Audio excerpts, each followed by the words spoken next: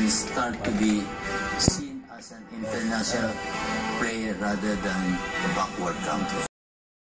We're very happy that there's a new venue. It's large enough to accommodate a global audience, and it's modern. It's something we can be proud of as a country. This is one of the biggest and the nicest sports arena I've ever seen in my life. And I think it will bring a lot of honor to our country. Yes. And also it will be the venue for all biggest event.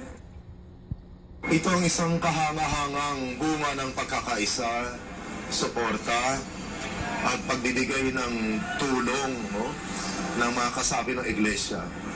Isipin natin sa laki, pinakamalaki sa buong mundo na isang domed arena. Ibig sabihin, talagang pag sinabi at nagkaisa ang pamunuan at kasapi ng iglesia, matutupad, gagawin at gagawin.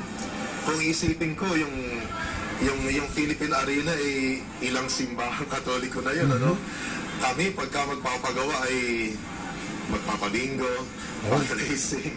Pero kayo, talagang humahanga ako na kapag talagang nakita nyo na maliit ng igil ang inyong bahay-sambahan at hindi na kasya sa dami ng mga kasaping sumasamba, madali nyong maipagawa. Kaya talagang kahanga-hanga ang inyong pagkakaisa at suportang pinapakita sa inyong iglesia. Salamat po.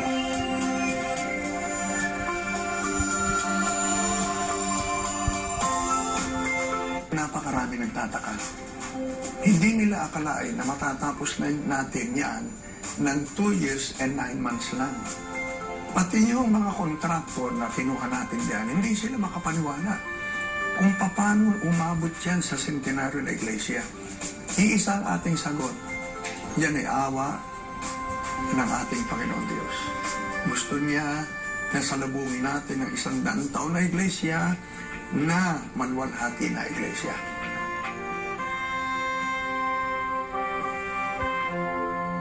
Hulyo 21,